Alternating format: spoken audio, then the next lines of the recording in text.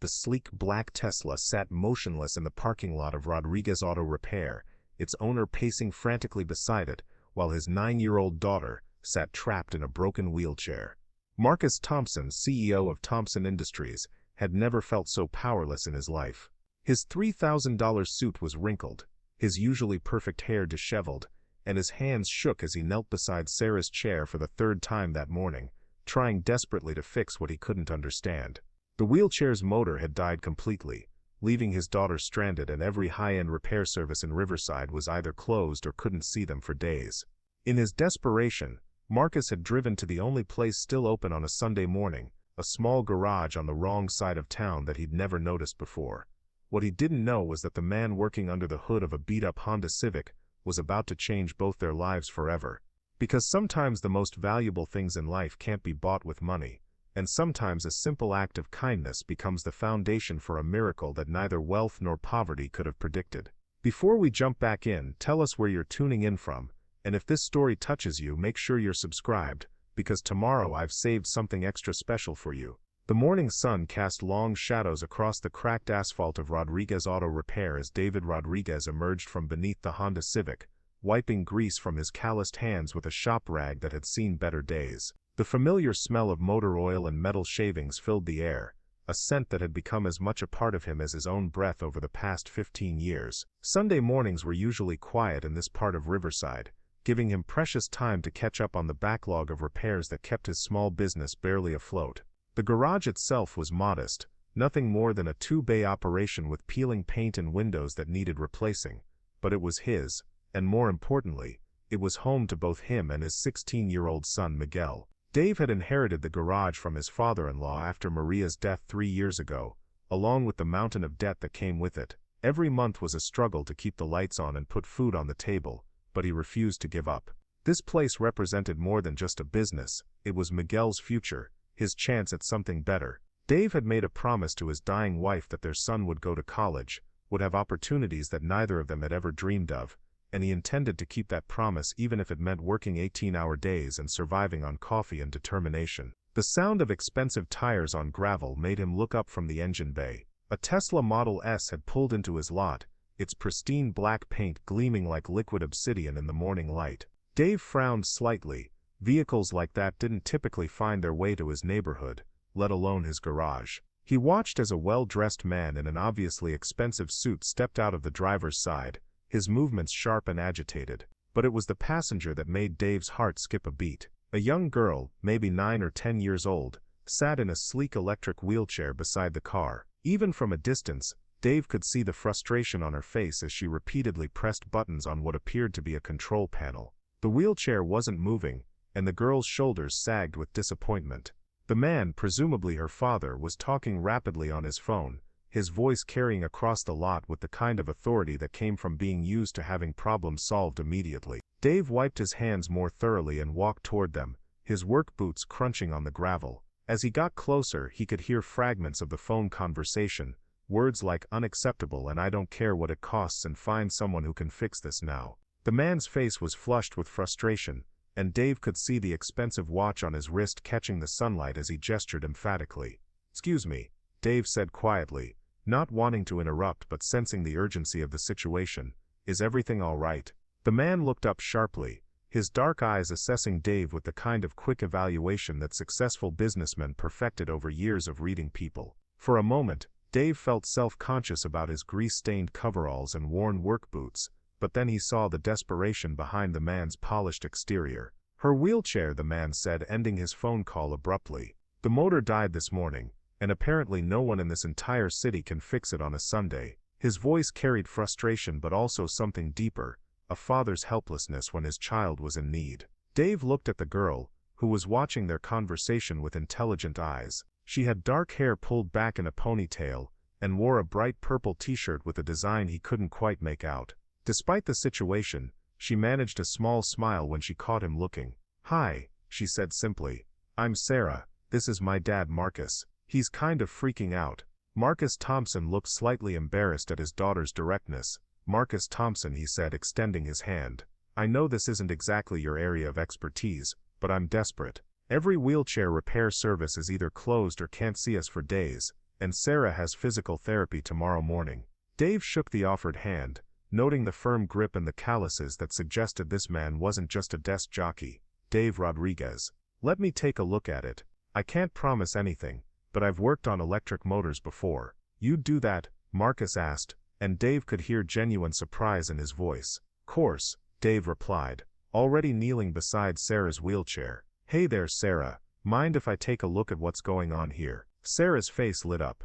Really? Dad's been trying to fix it all morning, but he keeps saying words Mom wouldn't have liked. She shot a meaningful look at her father, who had the grace to look sheepish. Dave chuckled. Well, sometimes machines bring out the worst in us. Let's see what we're dealing with here. He examined the wheelchair carefully, noting the sophisticated control system and the high-end components. This wasn't just any wheelchair, it was a top-of-the-line model that probably cost more than Dave made in several months. Can you tell me what happened when it stopped working? He asked Sarah, finding that talking to the person who actually used the equipment often provided better information than talking to worried parents. I was practicing my turns in the driveway, Sarah explained. I'm getting really good at making tight circles. Then there was this weird clicking sound, and then nothing.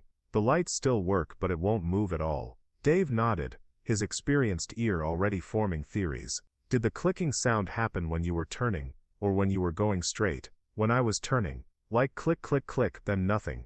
That's good information, Dave said, earning a proud smile from Sarah. He looked up at Marcus. It sounds like it might be the drive system. Could be a gear that's stripped, or a connection that's come loose. Mind if I take the housing off to get a better look? Marcus hesitated for just a moment. Dave could practically see him calculating the cost of the wheelchair against the risk of letting a small-town mechanic work on it. But then he looked at his daughter, who was watching hopefully, and his expression softened. Please, Marcus said simply. Do whatever you can. Dave went to his toolbox and returned with a small set of precision screwdrivers. As he worked to remove the motor housing, he found himself genuinely curious about the engineering. The wheelchair was beautifully designed, with redundant safety systems and elegant solutions to complex mechanical problems. Whoever had built this had cared deeply about both function and reliability. This is really nice work, he commented as he carefully set aside screws. Italian design. Preparing and narrating this story took us a lot of time, so if you are enjoying it, subscribe to our channel. It means a lot to us. Now, back to the story. Marcus looked surprised. German actually. How did you know it wasn't American? The bearing tolerances, Dave replied without looking up, and the way they routed the wiring. Very precise, very efficient. Different philosophy than what we typically see here. As he worked, Dave became aware that a small crowd had gathered. Miguel had emerged from the apartment above the garage where he'd been working on homework, drawn by the unusual sight of a Tesla in their lot. Mrs. Chen from next door had wandered over with her morning coffee, and even Father Tom from St. Mary's had appeared, apparently having finished early Mass. What's all this then? Father Tom asked in his gentle Irish accent. Helping out a neighbor, Dave replied, finally getting the motor housing open. He peered inside with a small flashlight, and immediately saw the problem. Well, there's your issue. One of the planetary gears has slipped off its mount. Probably happened when you were making those tight turns, Sarah. The good news is, it's not broken, just needs to be reseated. You can fix it, Sarah asked, her voice full of hope. Should be able to, Dave said. But I'll need to fabricate a small retaining clip. The original one is cracked. Give me about 20 minutes. As Dave worked, using his lathe to create a replacement part, he found himself answering questions from Sarah about how machines worked. She was remarkably bright, asking insightful questions about gear ratios and torque that surprised him. Marcus watched the interaction with an expression Dave couldn't quite read, something between amazement and sadness. You know a lot about this stuff, Sarah told Dave as he carefully installed the new clip. Been working with machines most of my life, Dave replied. Started when I was about your age actually. My dad taught me that if you understand how something works you can usually figure out how to fix it when it breaks. I like figuring things out, Sarah said.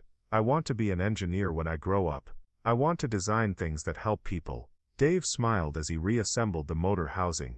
That's a great goal. The world needs more people who want to help. 25 minutes after he'd started, Dave stood up and dusted off his hands. All right, Sarah, let's see if that did the trick. Sarah pressed the joystick forward tentatively, and the wheelchair responded immediately, moving smoothly across the lot. Her face broke into a huge grin as she executed several perfect turns, testing the full range of motion. "It's perfect," she exclaimed. "It's even quieter than before." Marcus stared at his daughter's joy, then at Dave, then back at his daughter. "How much do I owe you?" he asked, reaching for his wallet. Dave waved him off. "No charge." "Glad I could help." "No charge," Marcus repeated, as if the concept was foreign to him. "But you just spent half your morning on this. You made a custom part. Sometimes you help people because you can," Dave said simply. "Besides, it was interesting. Don't get to work on engineering like that very often." Marcus stood there for a long moment, clearly struggling with something. Finally he pulled out his business card. "Marcus Thompson, Thompson Industries. I'd like to talk to you sometime, when you have a few minutes." Dave glanced at the card. Thompson Industries was one of the largest employers in Riverside, a technology manufacturing company that made components for everything from medical devices to aerospace applications. Dave had heard of Marcus Thompson, of course. Everyone in town had. He was the CEO who turned a small family business into a major corporation, the man whose factory employed half the east side of Riverside. "Sure," Dave said, tucking the card into his pocket. "Though I'm not sure what a guy like me would have to talk about with a guy like you." Marcus looked at his daughter, who was now racing around the lot in increasingly complex patterns, her laughter echoing off the buildings. When he looked back at Dave, his expression was serious. "I think you'd be surprised," he said quietly. As the Tesla pulled out of the lot, Sarah waved enthusiastically from her window, and Dave waved back. Miguel came up beside him, shaking his head. "Dad, do you have any idea who that was?" Miguel asked. "Should I? That was Marcus Thompson. Like billionaire Marcus Thompson. And you just fixed his daughter's wheelchair for free." Dave shrugged. "She needed help. We helped." "Sometimes I think you're too good for this world, Dad," Miguel said, but he was smiling. Dave was about to respond when his phone buzzed. A text from an unknown number. "Thank you for showing my daughter that there are still good people in the world. I meant what I said about talking. Marcus Thompson." Dave stared at the message for a long moment, wondering what a man who could buy and sell his garage 100 times over could possibly want to discuss with him. He had no way of knowing that across town, Marcus Thompson was sitting in his study, staring at a photo of his late wife, and making a decision that would change everything. Because sometimes the most important conversations begin with the simplest acts of kindness, and sometimes a broken wheelchair becomes the bridge between two worlds that never thought they'd meet. Marcus Thompson had built an empire on the principle that every problem had a solution if you were willing to pay for it. But today, he'd met a man who'd solved his problem for free, and it had shaken something loose in his carefully ordered world. In the apartment above Rodriguez Auto Repair, Dave was helping Miguel with calculus homework, the same way he did every Sunday evening. They sat at the small kitchen table, textbooks spread between them, working through problems that would help Miguel qualify for the engineering scholarships he'd need to attend college. Dave might not have had the formal education himself, but he understood the principles well enough to guide his son through the mathematics. "You know, Dad," Miguel said as he worked through a particularly difficult integral, "what you did today, that was pretty amazing." "What do you mean?" "That wheelchair probably cost more than our car, and you fixed it like it was nothing. Made that little girl so happy." Dave looked up from the problem they were working on. "You would have done the same thing, maybe. But not everyone would have. And definitely not everyone could have." Miguel set down his pencil. "Sometimes I think about Mom, and what she'd say if she could see us now." Dave felt the familiar tightness in his chest that came whenever Miguel mentioned Maria. "What do you think she'd say?" "I think she'd be proud of both of us. You for being who you are, and me for trying to be like you." They worked in comfortable silence for another hour, the only sounds the scratching of pencils and the distant hum of traffic. Outside the sun was setting over Riverside, painting the sky in shades of orange and purple. It was peaceful, ordinary, the kind of evening that Dave had learned to treasure, because he knew how quickly they could be taken away. He had no idea that 12 miles across town, in a mansion overlooking the valley, Marcus Thompson was having a very different kind of evening.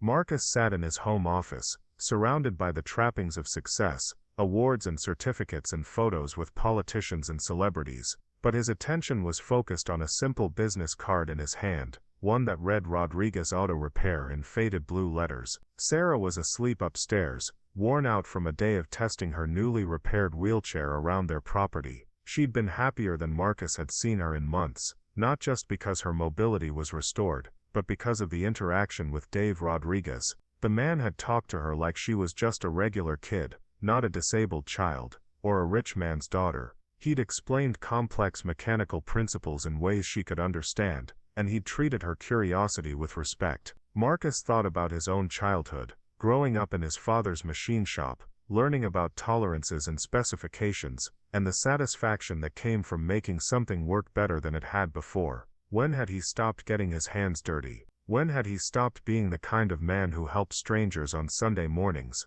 His phone rang, interrupting his thoughts. Janet Kim, his assistant. Even though it was Sunday evening. "Marcus, I have the research you requested on Rodriguez Auto Repair." That was fast. Not much to research, honestly. Small operation, barely breaking even. David Rodriguez, 38, widowed 3 years ago, one son, 16, honor student at Riverside High. The garage has been in the family for 2 generations, but it's struggling. Behind on property taxes, equipment needs updating.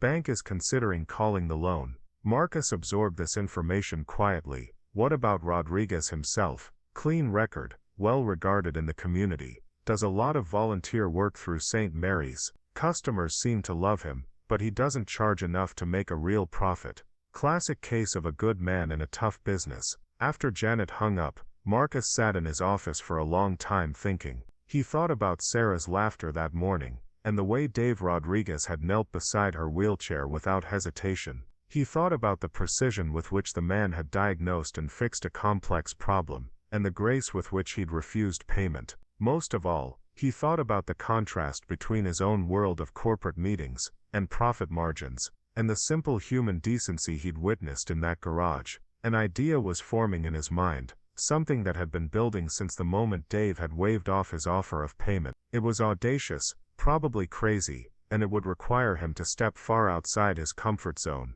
But as he looked around his empty office, filled with the achievements of a successful but increasingly hollow life, Marcus realized that maybe stepping outside his comfort zone was exactly what he needed to do. Tomorrow, he decided, he would drive back to Rodriguez Auto Repair, not as a customer this time, but as a man with a proposition that might sound impossible, because sometimes the most important business deals aren't negotiated in boardrooms. And sometimes the most valuable partnerships begin with a broken wheelchair and a stranger's kindness. The next morning would bring conversations that neither man expected, revelations that would challenge everything they thought they knew about success and family, and what it meant to build something lasting. But for now, in their separate worlds, both Dave Rodriguez and Marcus Thompson went to bed thinking about the unexpected connection they'd made, and wondering what tomorrow might bring. The Tuesday morning traffic was lighter than usual, as Marcus Thompson drove his Tesla through the familiar streets of Riverside's west side, past the manicured lawns and gated communities that comprised his usual world. But today, he wasn't heading to Thompson Industries. Instead, he was crossing the invisible line that divided the city, making his way back to the east side where Rodriguez Auto Repair sat like a small beacon of honest work among the chain stores and apartment complexes. Marcus had spent the previous evening pacing his study, rehearsing conversations that sounded increasingly absurd with each repetition. How do you approach a man you barely know with an offer that could change both your lives? How do you explain that watching him fix a wheelchair had triggered something profound? A realization that success without purpose was just expensive emptiness. The garage looked different in the morning light, less like the emergency stop it had been on Sunday, and more like what it actually was, a small family business fighting to survive in an economy that favored corporations over craftsmen. Marcus noticed details he'd missed in his desperation 2 days earlier. The hand-painted sign needed touching up, the concrete had cracks that spoke of years of heavy use, and the apartment windows above showed signs of someone making do with limited resources. Dave was already at work, his upper body disappearing beneath the hood of an older Ford pickup truck. The morning sun cast long shadows across the lot, and the familiar sounds of mechanical work filled the air. The clink of tools, the hum of an air compressor, the occasional muttered assessment of a particularly stubborn bolt. "Dave," Marcus called out, his voice carrying across the lot. Dave emerged from under the hood, a look of genuine surprise crossing his face when he recognized his visitor. He wiped his hands on the same shop rag from Sunday, a gesture that Marcus was beginning to understand was as much habit as necessity. "Mr. Thompson, didn't expect to see you again so soon. Everything okay with Sarah's wheelchair?" "Working perfectly," Marcus replied, stepping closer. "Actually, I came to talk to you about what you said Sunday, about not having much to discuss with someone like me. I think you might be wrong about that." Dave set down his wrench and gave Marcus his full attention. There was something different about the CEO today, less of the polished executive and more of something Marcus couldn't quite identify. Vulnerability, maybe. Or purpose. "I'm listening," Dave said simply. Marcus had rehearsed this moment, but now that it was here, all his prepared words seemed inadequate. Instead, he found himself speaking from a place he rarely accessed in boardrooms or investor meetings. "When I was 12 years old, my father owned a machine shop. Nothing fancy, just a place where people brought things that needed fixing. I spent every summer there, learning to use tools, understanding how things worked. It was the best education I ever got." Marcus paused, watching Dave's expression. "Somewhere along the way I forgot that. I got caught up in quarterly reports and market projections, and lost sight of what it felt like to actually make something work with your hands." Dave leaned against the truck's fender, clearly intrigued but not yet understanding where this was heading. "Sunday morning watching you work on Sarah's wheelchair, it reminded me of something I haven't thought about in years. My father used to say that a man's character shows clearest when he's working on something that matters to someone else.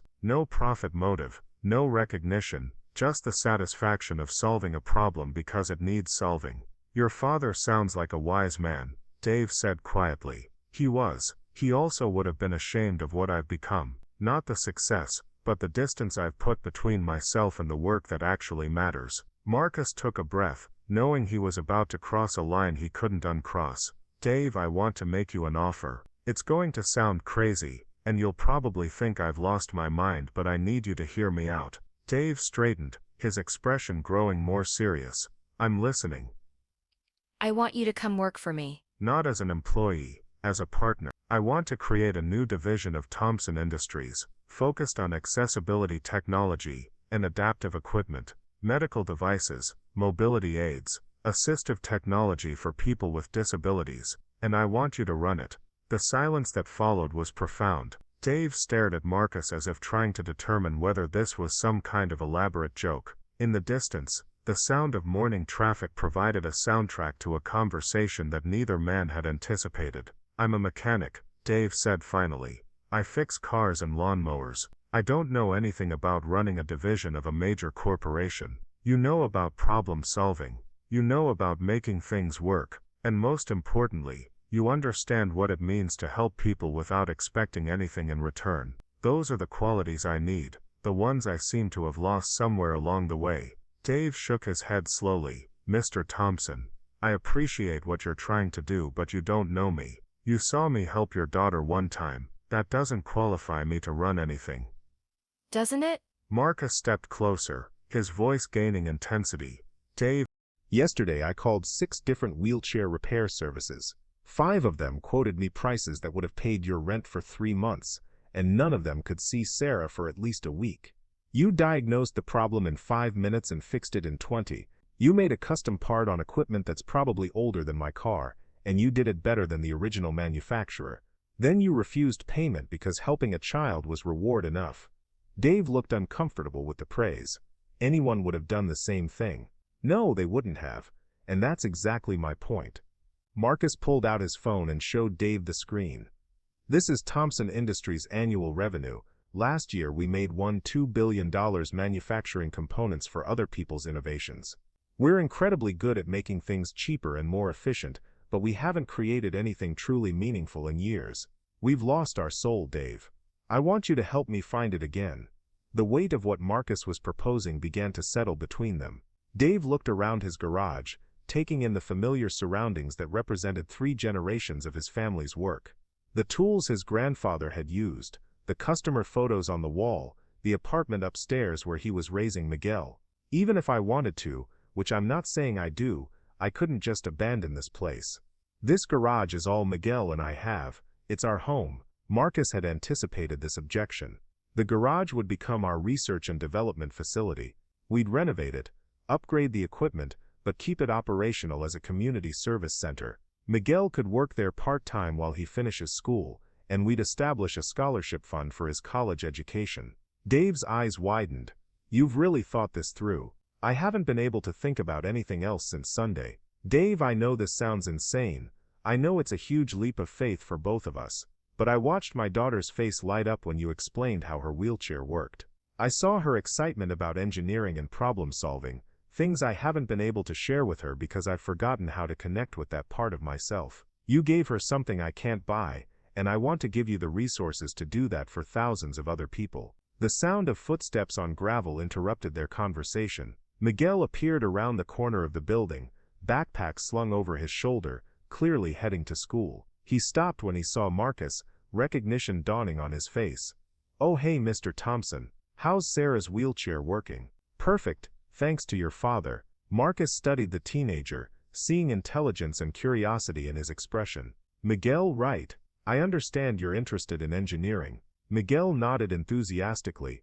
Yes sir, I want to study mechanical engineering in college, maybe specialize in robotics or biomedical devices. Marcus and Dave exchanged a look. That's exactly the kind of thinking we need in accessibility technology, Marcus said. The field is wide open for innovations that could help millions of people. Dad's always teaching me about how machines work, Miguel continued. He says if you can understand the principles, you can solve almost any problem. Your dad is right. In fact, we were just discussing some opportunities that might interest both of you. Marcus looked at Dave. Why don't you think about what we've talked about? Take your time. But Dave, I want you to know that this isn't charity or some feel-good gesture. I need what you have. Thompson Industries has the resources and the infrastructure, but we've lost our connection to the human side of technology. You could help us build something that actually matters. After Miguel left for school, Dave and Marcus stood in the garage, the enormity of the proposition hanging between them like a bridge. Neither was sure they were ready to cross. I'd want to see Sarah's wheelchair again, Dave said finally. Really study it, understand what could be improved. If I'm going to consider this, I need to know that we're talking about real innovation, not just good intentions. Marcus smiled for the first time that morning. I was hoping you'd say that. Are you free this afternoon? Sarah would love to show you around our house, and I think you'd be interested in some of the adaptive technology we've had installed. That afternoon, Dave found himself driving through neighborhoods he'd only seen from a distance, past houses that looked more like small estates than homes. Marcus's property was impressive, but not ostentatious, clearly designed with Sarah's needs in mind. Ramps instead of steps, wider doorways, and thoughtful modifications that spoke of a father's love more than unlimited resources. Sarah greeted them at the door, her face lighting up when she saw Dave. Dave, Dad said you might come look at our house. Want to see my room? I have some really cool stuff. Sarah's room was a fascinating blend of typical 9-year-old interests and sophisticated adaptive technology. Art supplies organized in custom-built storage that she could reach from her wheelchair, a height-adjustable desk that could accommodate both sitting and standing positions, and a computer setup with voice recognition software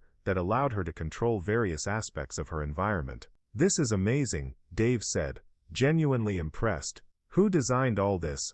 Dad hired some specialists, Sarah replied, but I told them what I needed. The desk was my idea. Sometimes I like to transfer to a regular chair for drawing, and sometimes I stay in my wheelchair for computer work. As Sarah demonstrated her various adaptive tools, Dave found himself taking mental notes. The technology was impressive, but he could see opportunities for improvement. The transitions between different positions weren't as smooth as they could be, and some of the equipment seemed overcomplicated for what it accomplished. Sarah, can I ask you something? Dave said, settling into a chair beside her desk. If you could change one thing about your wheelchair, what would it be? Sarah considered this seriously.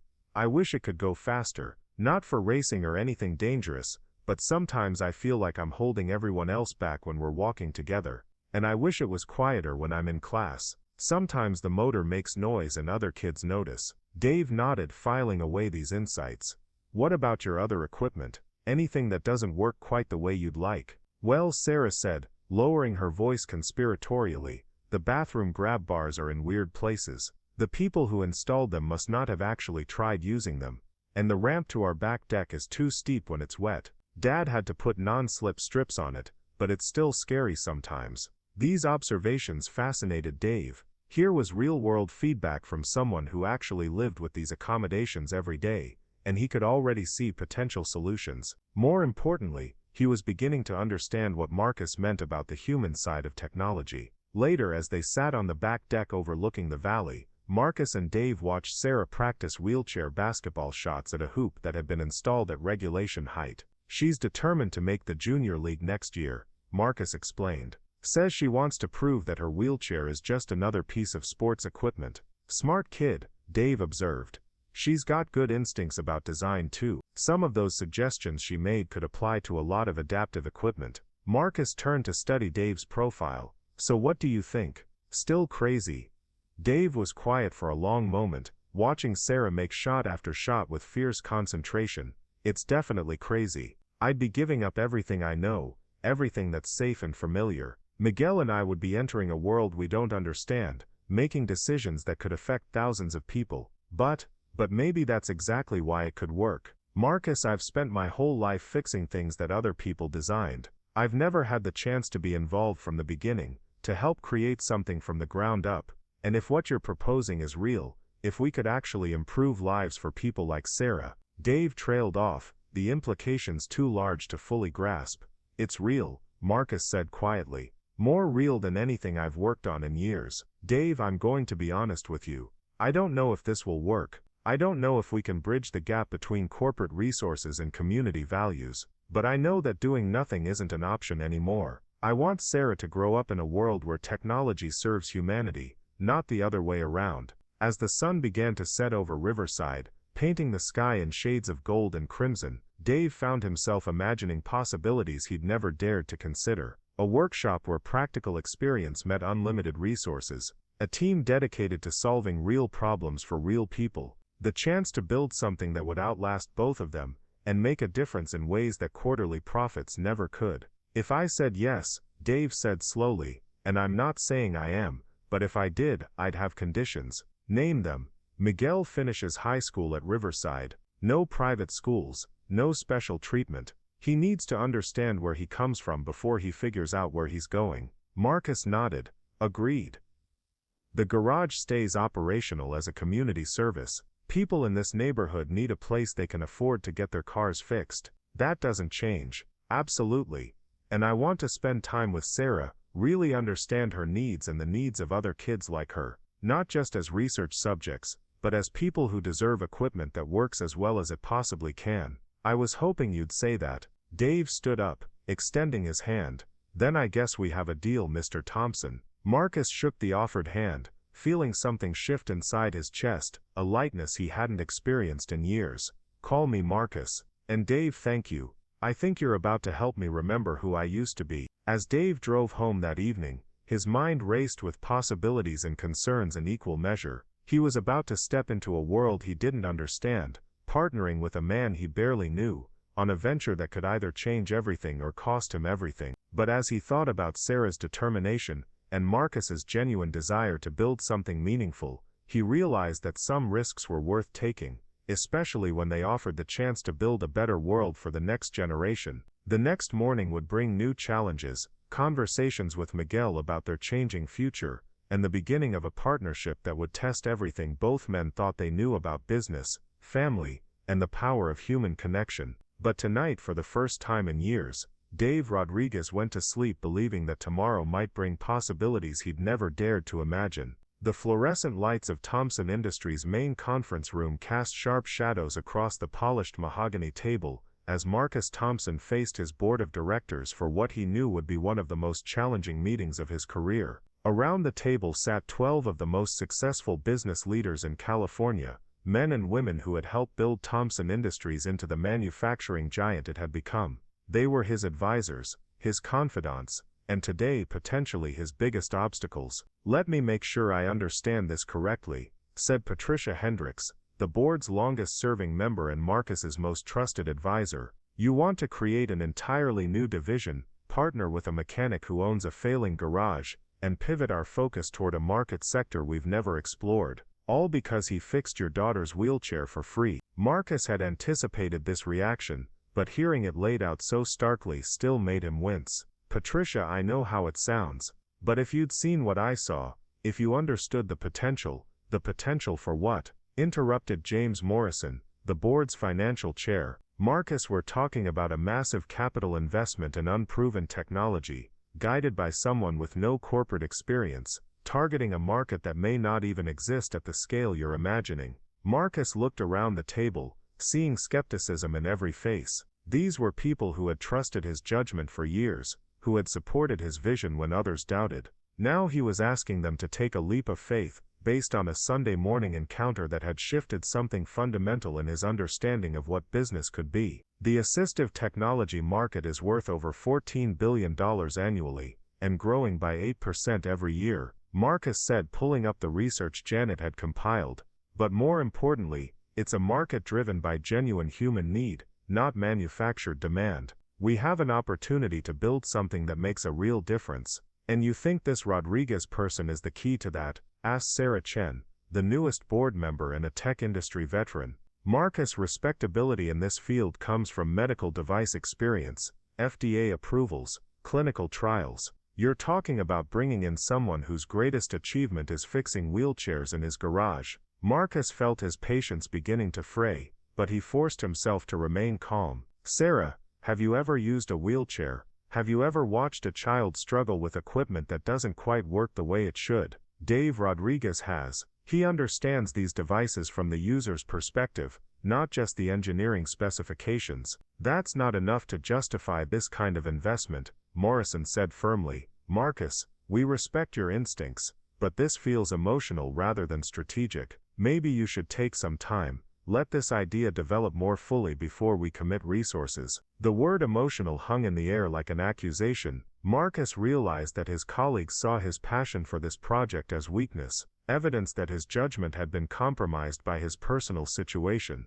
For a moment he questioned his own motives. Was this really about building something meaningful, or was he trying to solve his own feelings of inadequacy as a father? Then he thought about Sarah's excitement when Dave had explained the mechanical principles of her wheelchair, and he knew with absolute certainty that this was bigger than his personal feelings. You're right, Marcus said quietly. This is emotional. It's emotional because it matters. For the past 5 years we've optimized our manufacturing processes to squeeze out every fraction of a % of efficiency. We've increased shareholder value quarter after quarter, and at the end of each day, I go home knowing that what we've accomplished is technically impressive and completely forgettable. He stood up, moving to the window that overlooked the factory floor where hundreds of employees worked on components that would become part of other people's innovations. Dave Rodriguez spent 20 minutes fixing my daughter's wheelchair, and gave her something I haven't been able to provide with all our resources, the feeling that her mobility mattered to someone,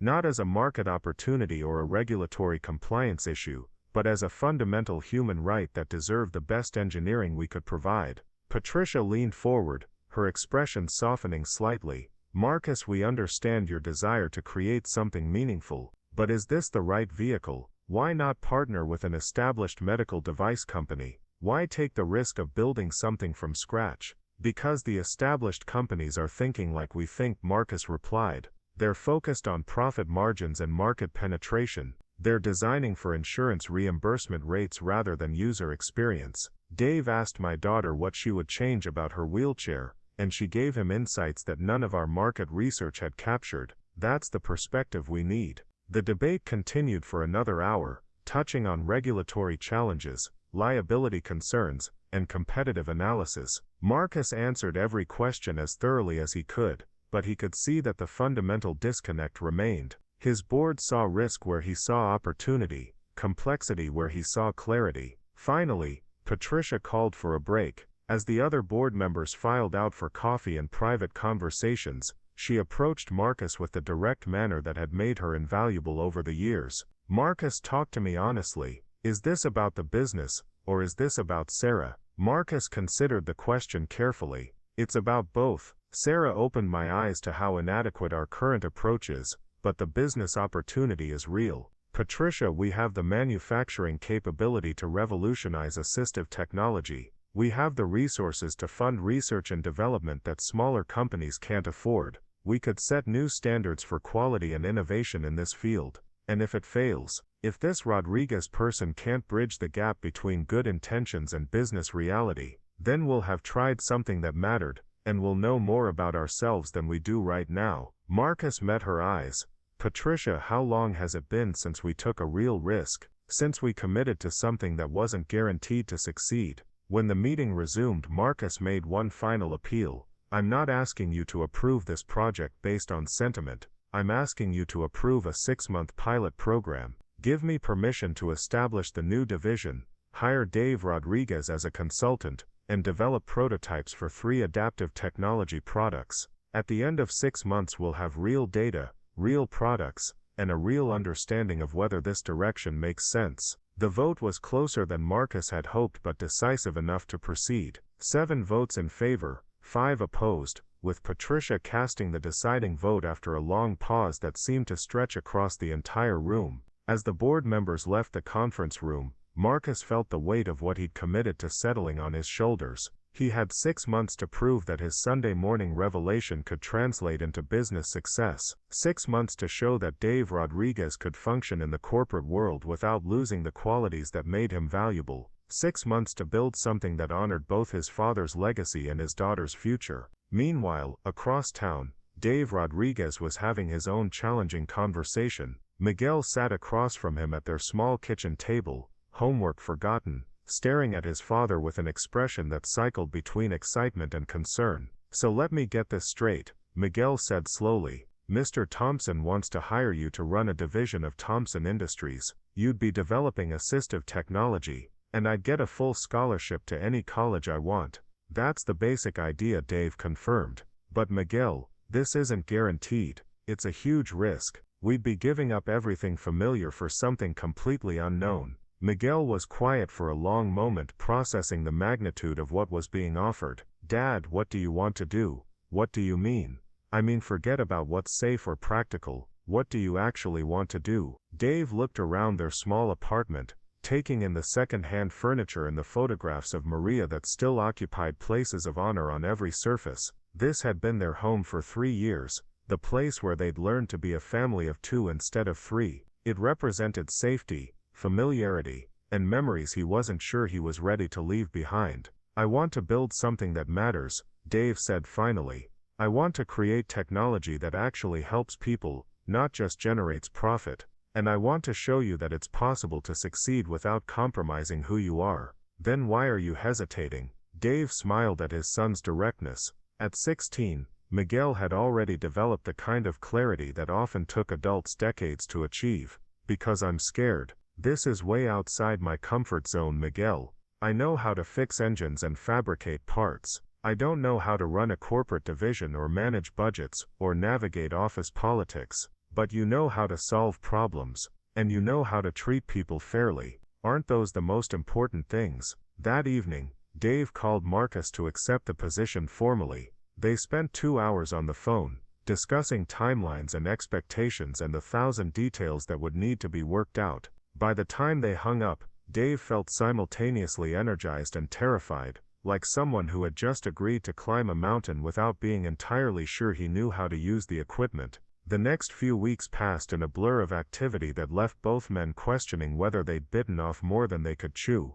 Marcus spent his days navigating corporate bureaucracy, securing funding, and establishing the new adaptive technology division as an official part of Thompson Industries. Dave found himself in a world of hiring forms and insurance requirements and technology systems that seemed designed to make simple tasks impossibly complicated. But gradually, progress emerged from the chaos. Marcus hired Elena Martinez, Sarah's physical therapist, as a consultant to provide medical perspective on their development process. Dave recruited 2 of his most trusted customers, both veterans with mobility challenges, to serve as user experience advisors. Miguel, working part-time after school, proved surprisingly adept at the computer modeling software they needed for prototype development. The transformed garage became something neither man had fully envisioned. Half remained operational as Rodriguez Auto Repair, serving the neighborhood with the same reliable service Dave had always provided. The other half was converted into a sophisticated research and development facility, complete with 3D printers, computer-aided design workstations, and testing equipment that would have been impossible for a small business to afford. Their first project emerged from Sarah's casual observation about her wheelchair speed limitations. Working together, Dave and Miguel designed a motor controller that could provide more responsive acceleration while maintaining safety protocols. Elena helped them understand the medical implications of different movement patterns, while Marcus handled the business side of patent applications and regulatory requirements. The prototype was ready for testing on a crisp October morning, 3 months after their partnership had begun. Sarah served as their first test pilot, her excitement evident, as she tried out the modified controller in the garage's backlot. "It's perfect," she said after completing several test runs. "It feels more natural, like the chair is responding to what I'm thinking instead of just what I'm pressing." Dave knelt beside her wheelchair, making fine adjustments to the calibration. "What do you think about the noise level?" "Much better. I could use this in class without everyone turning around to look." Marcus watched this interaction with a satisfaction that went beyond business metrics. This was what he'd envisioned when he'd first approached Dave: technology developed with real user input, designed to enhance rather than merely accommodate. But more than that, he was seeing Sarah engage with engineering concepts in a way that built her confidence rather than highlighting her limitations.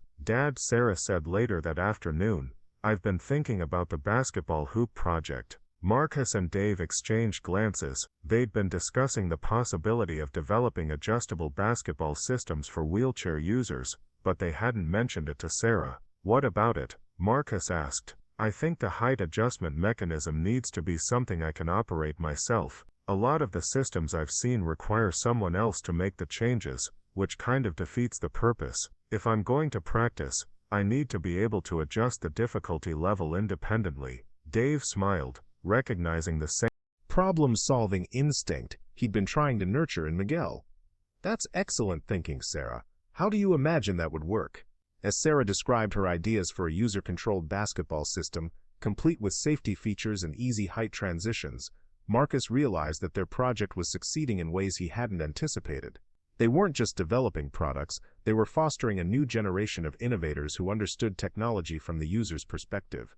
The success of their first prototype led to requests for consultation from other families dealing with mobility challenges. Elena began referring clients who were struggling with inadequate equipment, and word spread through the disability community about the garage where engineers actually listened to user feedback. But success brought its own challenges. The 6-month deadline Marcus had agreed to with his board was approaching rapidly, and they needed to demonstrate not just technical achievement but business viability. The regulatory approval process for medical devices was more complex than either man had anticipated, and the manufacturing costs for small production runs were higher than their initial projections. One evening in November, as the first real winter weather settled over Riverside, Marcus found himself back in Dave's kitchen, surrounded by financial projections and market analysis reports. The optimism of their early collaboration was tempered now by the reality of business constraints and regulatory requirements. "The numbers don't add up," Marcus said bluntly. "We can build amazing products, but we can't do it profitably at the scale the board expects. We need either larger production volumes or higher profit margins, and neither seems achievable in our current model." Dave leaned back in his chair, studying the spreadsheets that represented months of work. "What if we're thinking about this wrong?" "What do you mean?" "We've been trying to fit what we're doing into traditional business models, manufacturing products, selling them through distributors, competing on price and features. But what if the real value is in the service, not the product?" Marcus looked up from the financial reports. "Explain that." "Most of the families we've worked with don't just need better equipment. They need ongoing support, customization, training. What if instead of selling wheelchairs we sold mobility solutions? Comprehensive packages that include the equipment, ongoing maintenance, user training and regular upgrades as needs change." The idea was intriguing, but Marcus could already see the complications.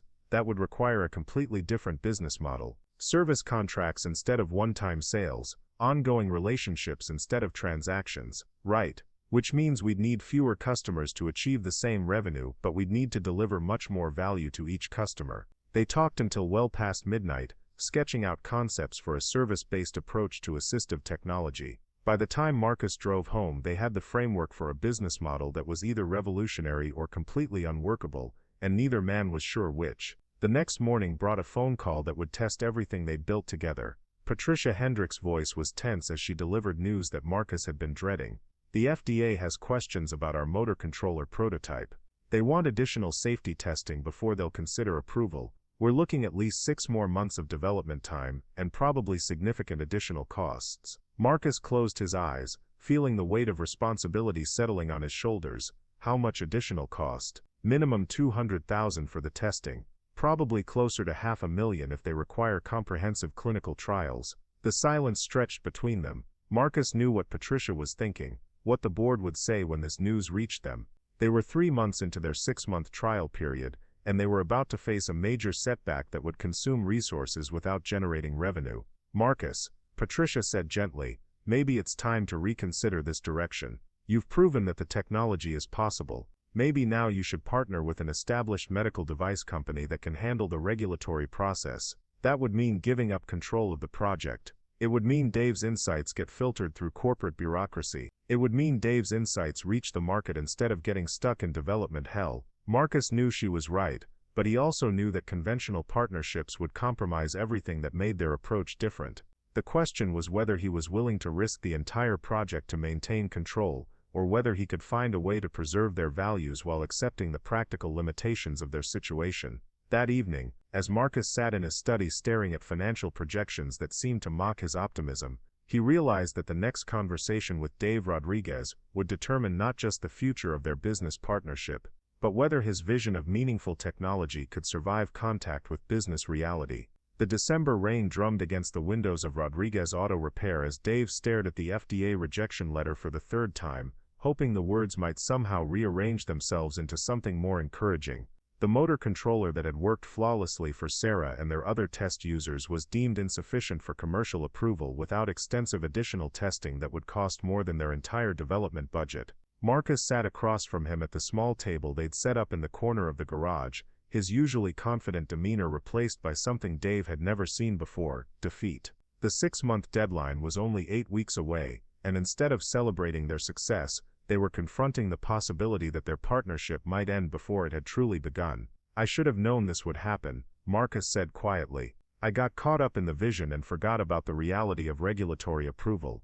The board was right to be skeptical. Dave set down the letter and looked at his partner, seeing not the successful CEO who had walked into his garage 6 months ago, but a father who had tried to build something meaningful for his daughter and was watching it crumble. Marcus, we knew this wasn't going to be easy. One setback doesn't mean we failed. It's not just one setback, it's the fundamental disconnect between what we want to accomplish and what the system allows. The FDA wants clinical trials with hundreds of participants. Our board wants quarterly profit. The insurance companies want predetermined reimbursement categories. Everyone wants us to fit into existing frameworks, and what we're doing doesn't fit anywhere. The weight of Marcus's words settled between them like fog. Dave had felt it too. The constant pressure to justify their approach in terms that traditional business models could understand. Every meeting became an exercise in translation, trying to explain why user experience mattered more than manufacturing efficiency, why long-term relationships were more valuable than short-term sales.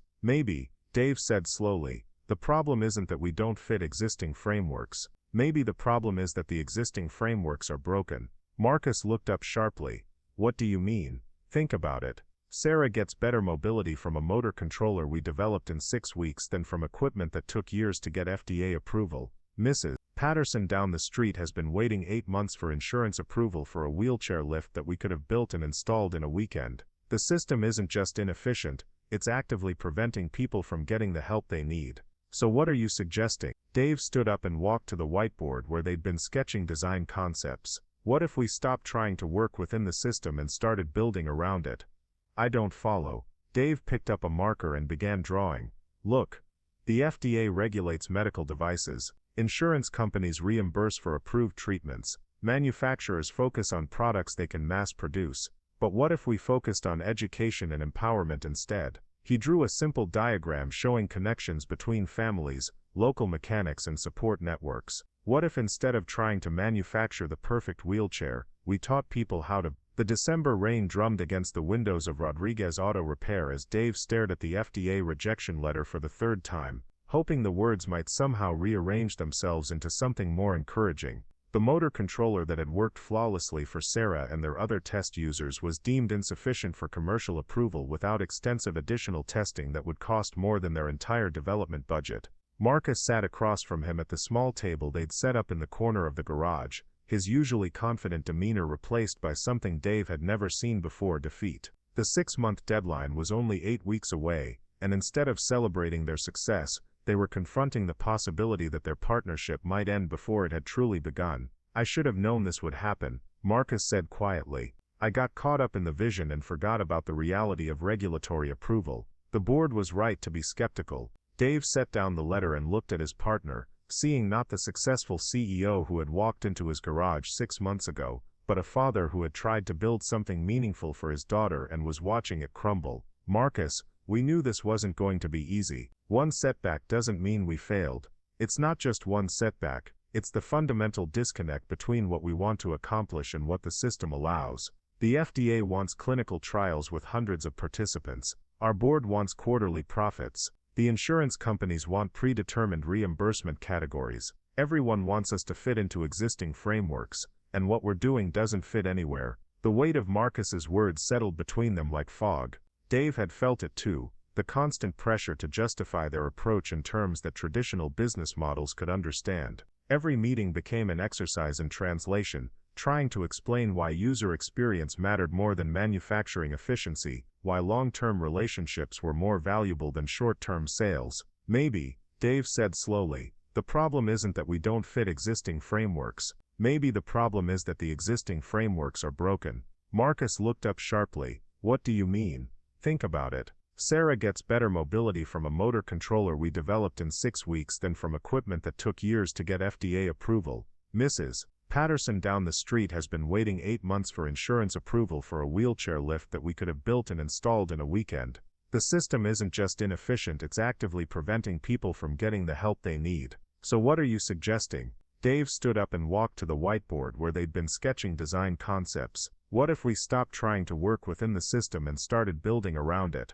"I don't follow." Dave picked up a marker and began drawing. "Look, the FDA regulates medical devices. Insurance companies reimburse for approved treatments. Manufacturers focus on products they can mass produce.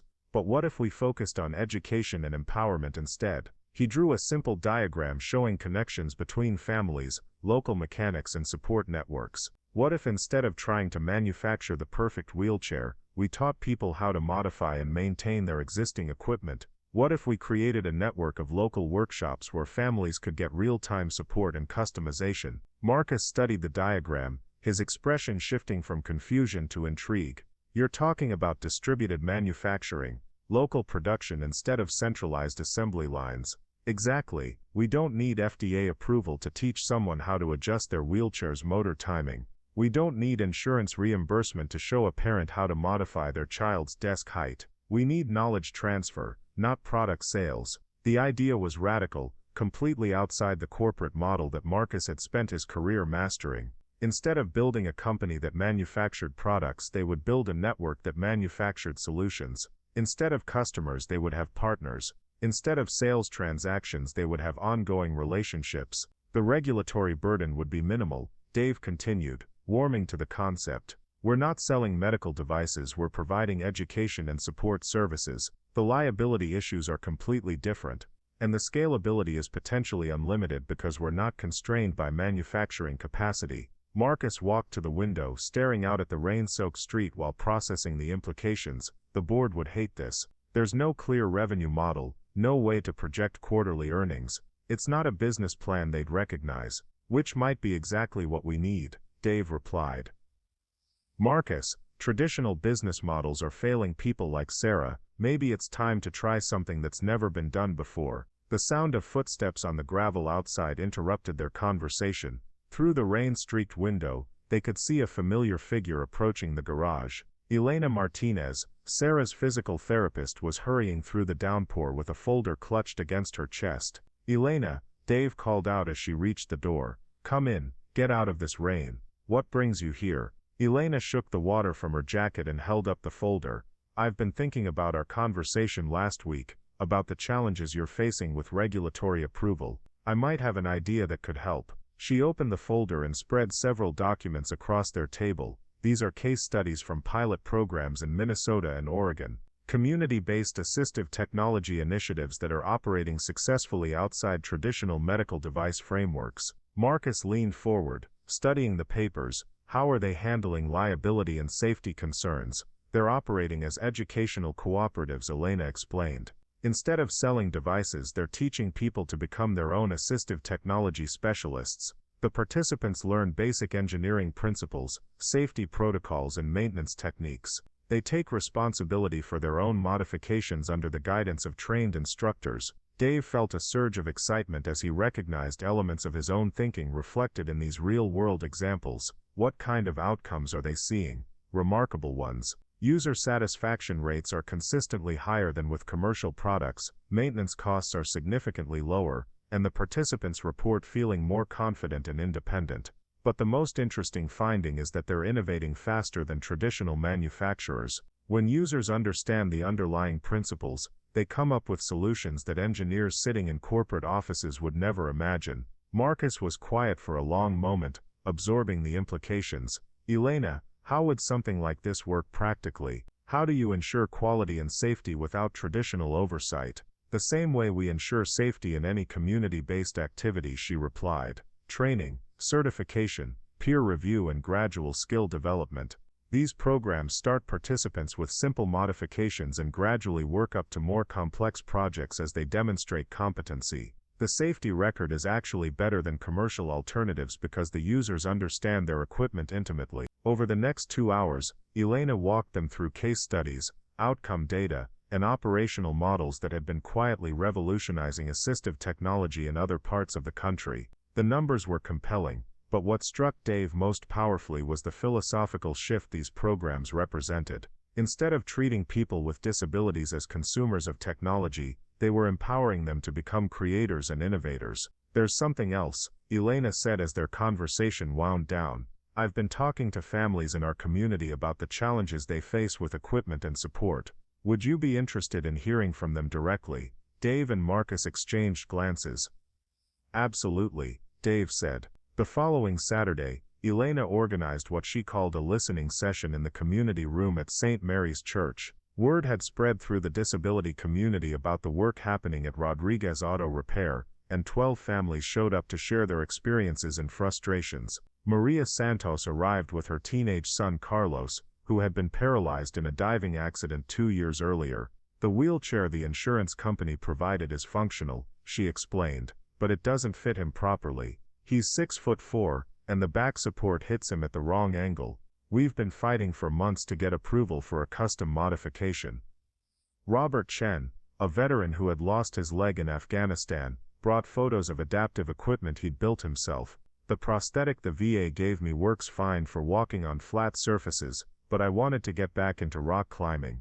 I designed and built my own climbing leg using parts from a hardware store and a 3D printer. It cost me $200 and works better than anything commercially available. Story after story emerged of people who had been forced to become inventors out of necessity, parents who had learned engineering principles to help their children, and individuals who had discovered that understanding their equipment was more empowering than simply using it.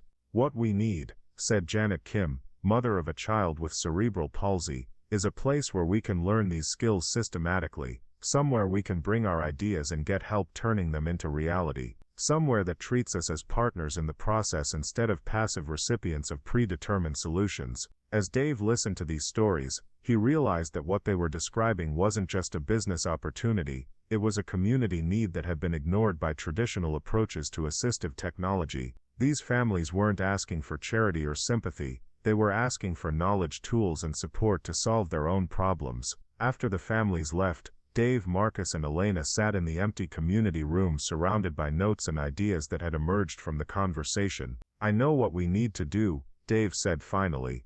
We need to create the Thompson Rodriguez Institute for Adaptive Innovation. Marcus raised an eyebrow. That's quite a name. It needs to be quite a concept. Not a traditional nonprofit, not a conventional business, but something new. A place where families can come to learn engineering principles, access professional-grade tools, and collaborate with other innovators. A place where the users drive the innovation instead of adapting to predetermined solutions. Elena nodded enthusiastically. It could work like a makerspace, but specifically focused on assistive technology. Workshops on electronics, mechanical design, software development, all taught from the perspective of solving real accessibility challenges. Marcus was quiet, clearly processing the magnitude of what they were proposing. The board would never approve this. There's no clear path to profitability, no way to scale it nationally, no exit strategy for investors. Then maybe we don't ask the board to approve it, Dave said quietly. The words hung in the air like a challenge. Marcus stared at him, understanding the implication. You're suggesting I leave Thompson Industries.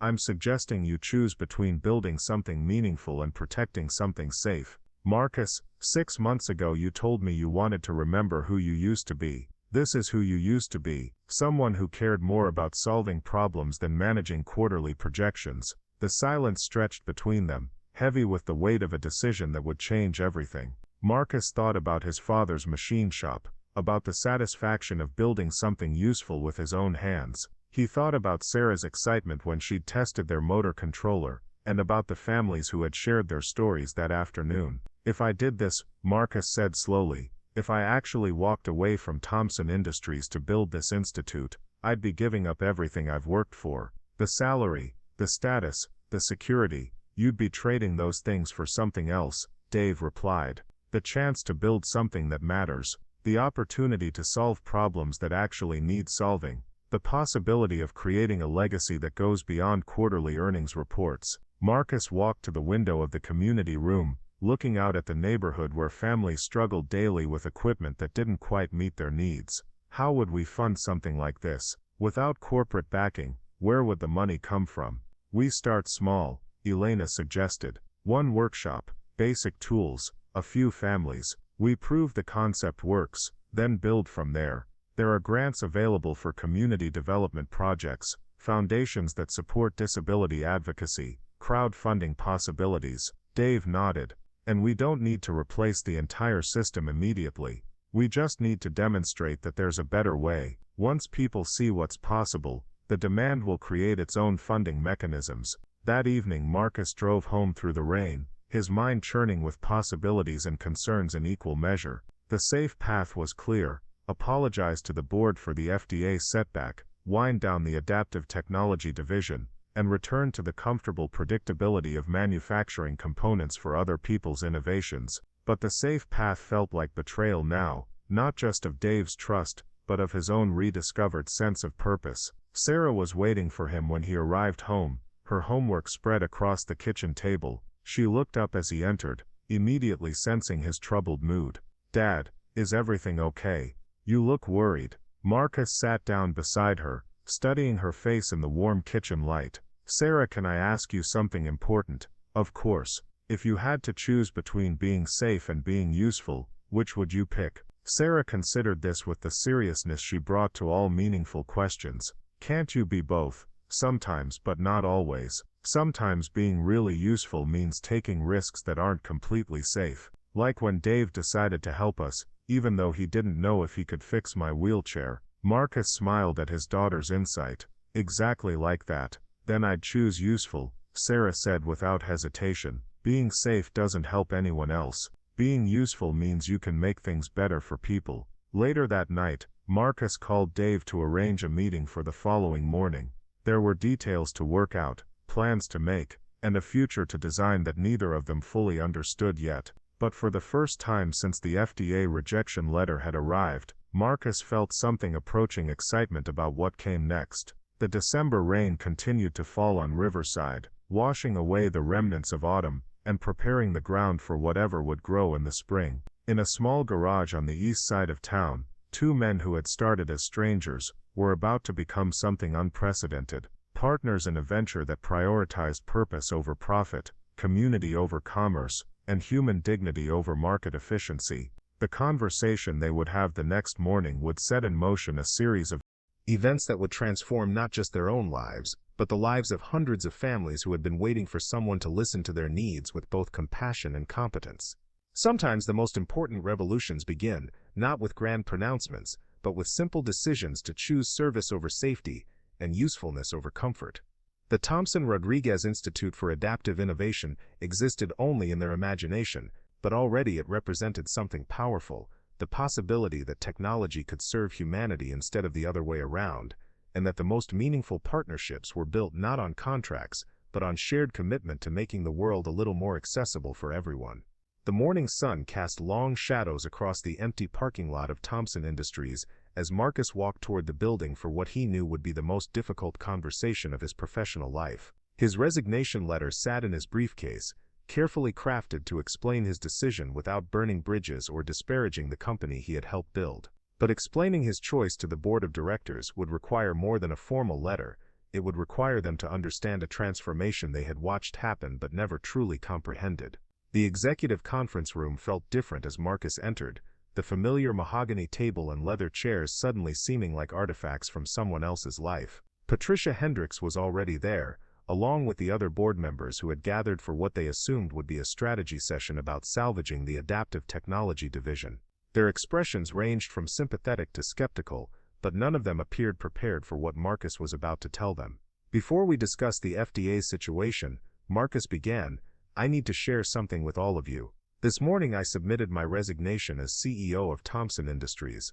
The silence that followed was profound, broken only by the soft hum of the air conditioning system. Patricia was the first to find her voice, her usual composure cracking slightly. Marcus, if this is about the regulatory setback, we can work through it. We've faced challenges before. There's no need for dramatic gestures. This isn't about the FDA rejection, Marcus replied calmly. This is about a fundamental difference in vision for what technology should accomplish and how business should serve society. James Morrison leaned forward, his expression hardening.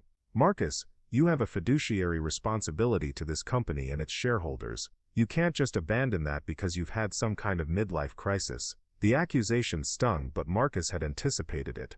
I'm not abandoning anything. I'm fulfilling my responsibility to build something that creates genuine value, not just financial returns. The Adaptive Technology Division was never going to succeed within Thompson Industries because our corporate structure is fundamentally incompatible with the kind of innovation this field requires. So you're walking away, Sarah Chen said, her voice carrying disappointment. Instead of finding a way to make it work, you're giving up. Marcus pulled out a folder containing the research Elena had shared, the case studies from Minnesota and Oregon, the feedback from local families. I'm not giving up, I'm choosing a different path. There are models for community-based technology development that are proving more effective than traditional corporate approaches. I want to build something based on those principles. For the next hour, Marcus explained his vision for the Thompson Rodriguez Institute, the concept of distributed innovation, and the potential for empowering users to become creators. He shared stories from the families he had met, data from successful programs in other states, and his belief that meaningful change required stepping outside conventional business frameworks. The reaction was exactly what he had expected, a mixture of confusion, concern, and barely concealed frustration. These were people who understood market analysis and competitive positioning, not community organizing and social innovation. His proposal sounded to them like idealistic nonsense, a recipe for failure disguised as noble purpose. Let me make sure I understand this, Patricia said when he finished.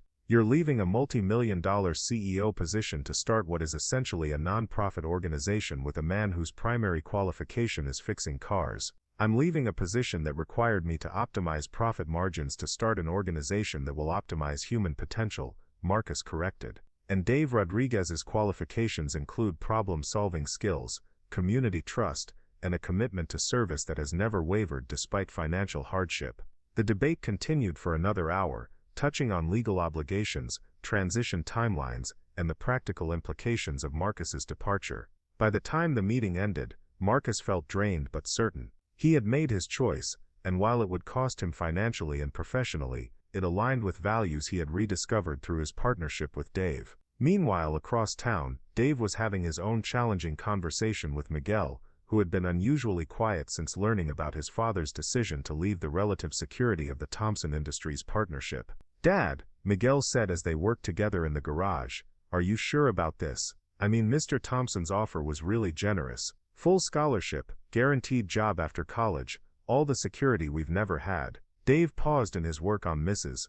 Patterson's transmission, recognizing the worry in his son's voice. Miguel, what did I teach you about choosing between the easy way and the right way? That the easy way usually turns out to be harder in the long run.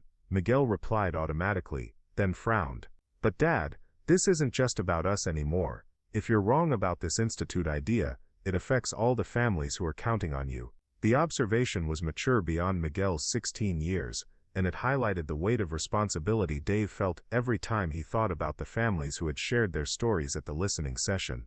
These weren't abstract users or market segments, they were neighbors who needed real solutions to immediate problems. You're right to be concerned, Dave acknowledged. This is a huge risk and there are no guarantees it will work. But Miguel, what kind of message would I send if I chose safety over service? What would that teach you about the kind of man you want to become? Miguel was quiet for a moment, processing his father's words. I just don't want you to get hurt, Dad. You've already lost so much. Dave set down his tools and looked directly at his son. Miguel, losing your mother taught me something important about risk. The biggest risk isn't failing at something meaningful, it's succeeding at something that doesn't matter. If we can help even one family solve a problem that's been ignored by everyone else, then whatever we sacrifice will be worth it. That evening, Dave and Marcus met at Tony's Diner, a neutral location where they could talk without the distractions of either the garage or Marcus's corporate environment. The restaurant was nearly empty, just a few late diners, and the usual collection of night shift workers grabbing coffee between jobs. So we're really doing this, Dave said, stirring sugar into his coffee. Two guys with completely different backgrounds, trying to build something that's never been done before. Marcus nodded, feeling simultaneously exhilarated and terrified. My financial advisor thinks I've lost my mind, my accountant wants me to see a therapist, and Patricia Hendricks suggested I take a sabbatical instead of resigning, just in case I come to my senses. Any regrets? None, Marcus replied without hesitation. For the first time in years I'm excited about going to work. I'm excited about the problems we'll face because they're problems worth solving. They spent the next 2 hours mapping out practical details, funding strategies, location possibilities, staffing needs and program development timelines. The conversation was equal parts business planning and philosophical discussion, reflecting the unique nature of what they were attempting to create. We'll need to start small, Dave said, sketching ideas on napkins. 1 workshop space, basic tools, maybe 6 families in our first cohort. We can use my garage initially, but we'll need a larger facility pretty quickly. Marcus nodded. I've been researching grant opportunities. There are foundations that fund community development projects, disability advocacy organizations that provide seed funding, and government programs that support innovative approaches to assistive technology. What about Elena? Have you talked to her about joining us officially? She's interested, but she wants to maintain her therapy practice part-time. She thinks the institute could complement her clinical work rather than replace it. As they talked, Dave found himself thinking about the families they had met, each with unique challenges that required creative solutions. Mrs. Santos and her son Carlos, who needed a wheelchair that could accommodate his height. Robert Chen, the veteran who had built his own climbing prosthetic because nothing commercial met his needs. Janet Kim, whose daughter needed equipment that could grow and adapt as she developed. Marcus, Dave said suddenly, what if we're thinking about this backwards? What do you mean? We're planning to teach families how to modify their equipment, but what if we also teach them how to teach others? What if instead of building one institute, we build a model that can be replicated in communities across the country? The idea was ambitious beyond anything they had discussed before, but it aligned perfectly with the distributed innovation concept they had been developing. Instead of creating a single organization that served a limited number of families, they could create a framework that empowered communities to develop their own adaptive technology resources. We'd need to develop standardized curricula, Marcus said, his business mind automatically shifting into planning mode. Training materials, safety protocols, quality assurance systems. It would be like franchising, but for social impact instead of profit. Exactly. And because it would be community-based, each location could adapt the model to serve local needs. Urban communities might focus on different challenges than rural ones. Communities with large veteran populations might emphasize different technologies than communities with many pediatric cases. The conversation continued until the diner began preparing to close, their napkin sketches evolving into the outline of something unprecedented, a network of community-based innovation centers that would treat assistive technology users as creative partners rather than passive consumers. As they prepared to leave, Marcus received a text from Sarah. "Dad, I showed my controller to my friend Jessica today. She wants to know if you could help modify her communication device. Can we invite her family over this weekend?" Dave smiled as Marcus showed him the message. "Looks like word is spreading. Jessica has cerebral palsy," Marcus explained. "Her communication device works, but it's slow and the interface isn't intuitive for her. Sarah thinks we could improve the response time and customize the layout." "Perfect first project for the Institute," Dave said. "Real user-specific need, opportunity for collaborative problem solving." The following Saturday, Jessica's family visited the Rodriguez garage, which had been transformed into something resembling a cross between a workshop and a classroom.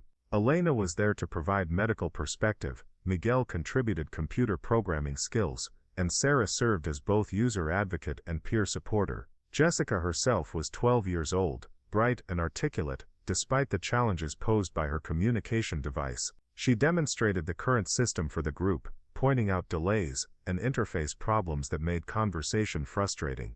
"The response time is about 2 seconds per selection," she explained using the device.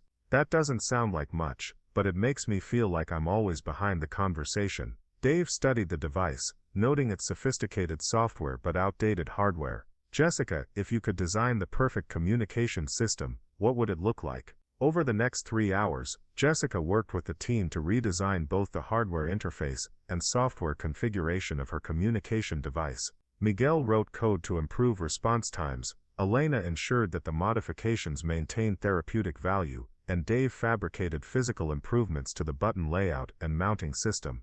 The result was a device that responded twice as fast as the original, and included customization options that Jessica had helped design. But more importantly, the process had demonstrated something powerful. When users were treated as creative partners, rather than passive recipients, innovation accelerated dramatically. "This is what we're building," Marcus said to Dave as they watched Jessica excitedly test her improved device. "Not just better technology, but better relationships between technology and the people who use it." Word of Jessica's success spread quickly through the disability community, leading to requests for similar collaborative sessions. Within 2 weeks, Dave and Marcus found themselves fielding inquiries from families across the region, all seeking the kind of personalized, user-driven innovation they had witnessed.